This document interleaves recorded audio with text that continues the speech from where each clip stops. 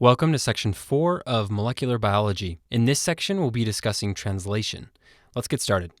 This is an overview figure of transcription and translation in both eukaryotes and prokaryotes, which can be found in Section 3 of Molecular Biology. In the last video, we discussed transcription. Recall that this is a process that uses DNA as a template to synthesize mRNA. In this video, we'll be discussing translation, which you can see right here. Translation is a process whereby polypeptides are synthesized using mRNA as a template. So mRNA is converted into a polypeptide. As we go through translation, we'll show it from the perspective of a eukaryotic organism, but the process is similar in both eukaryotes and prokaryotes.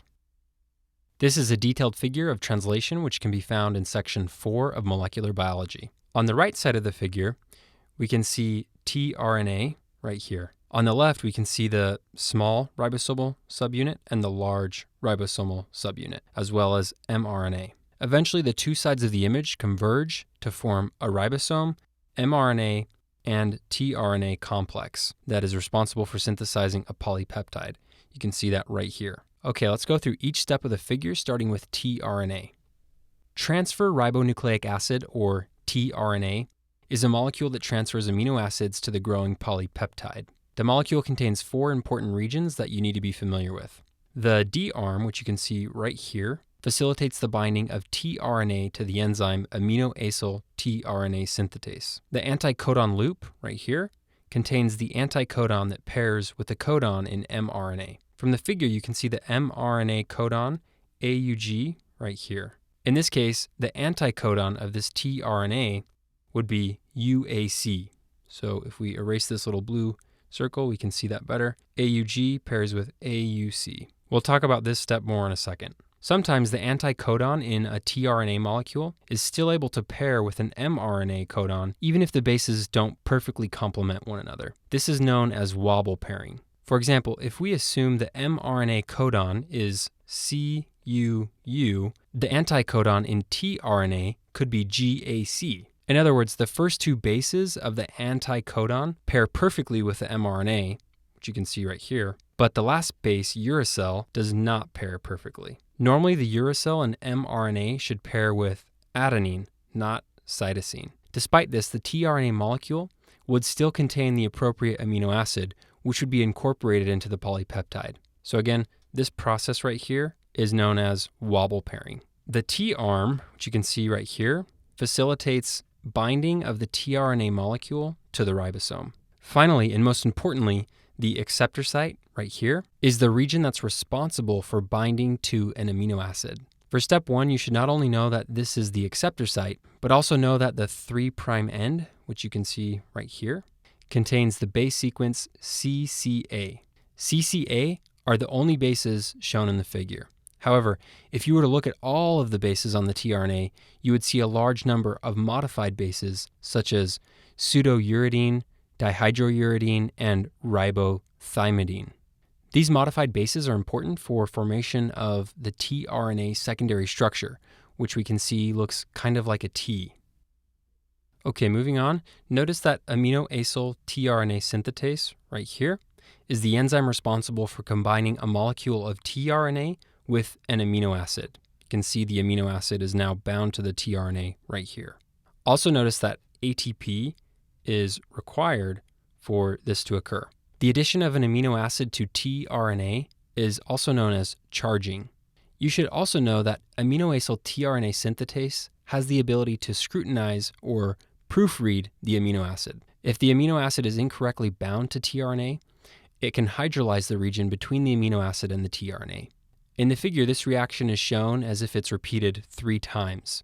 The 3 tRNA molecules are shown right here. And notice that each contain a different anticodon and corresponding amino acid. Okay, now let's focus on the left side of the image and discuss ribosomes.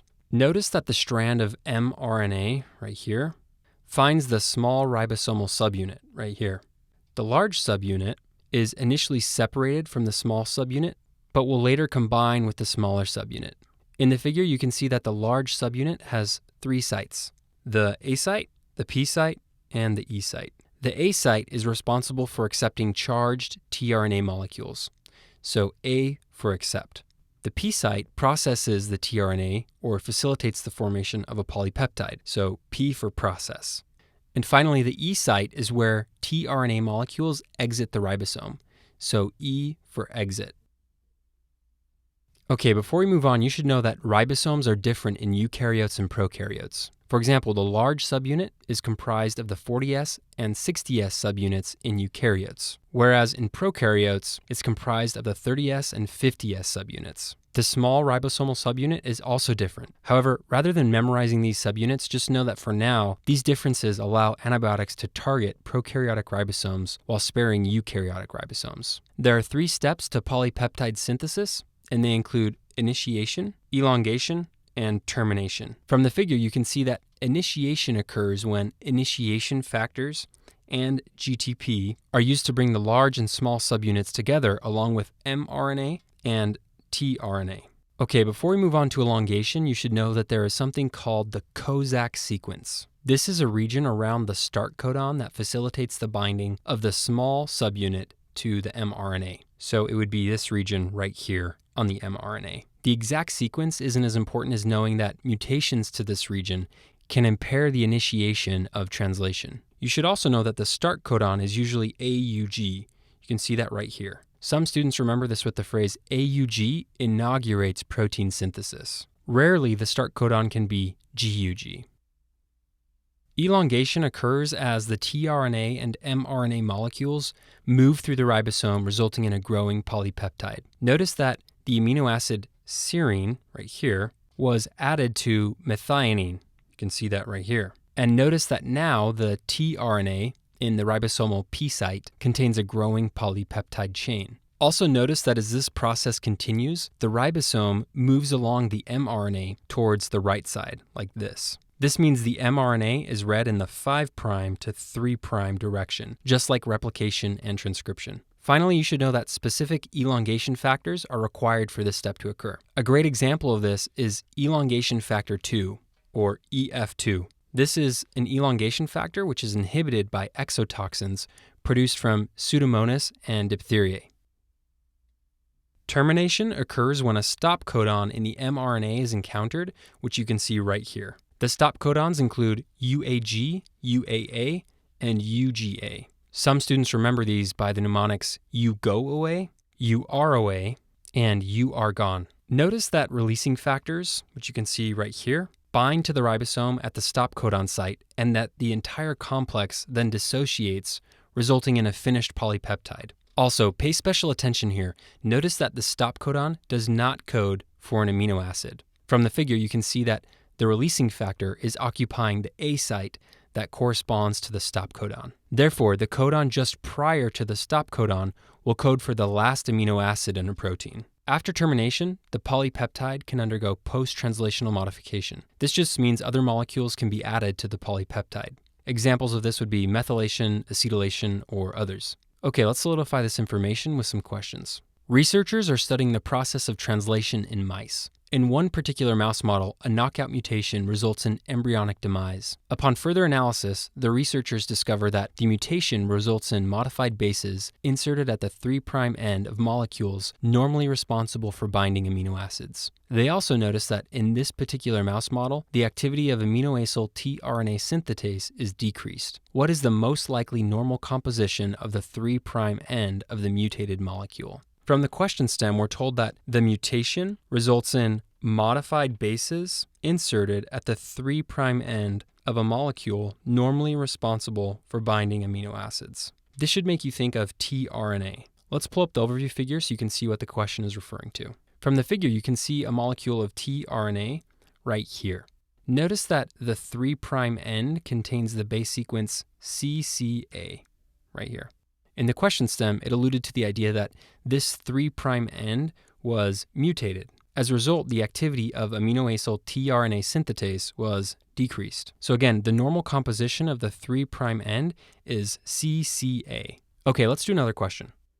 A 7-year-old unimmunized boy presents with a sore throat that started 3 days ago. He has also noticed malaise and low-grade fevers. On exam, he has cervical lymphadenopathy, pharyngeal erythema, and coalescing patches of gray fibrotic tissue directly adjacent to his tonsils. The physician suspects that this patient's symptoms are due to an infectious organism that produces an exotoxin. This exotoxin most likely inhibits what factor associated with eukaryotic translation? Hopefully from the question stem, you notice that this boy has signs and symptoms consistent with Corynebacterium diphtheriae. The combination of pharyngitis, so sore throat, with a pseudomembrane, which is indicated by the coalescing patches of gray fibrotic tissue, is classic for this infection. Corynebacterium diphtheriae produces an exotoxin known as the diphtheria toxin, which inhibits elongation factor 2, or EF2. You can see that elongation occurs right here, so this step would be inhibited by the exotoxin.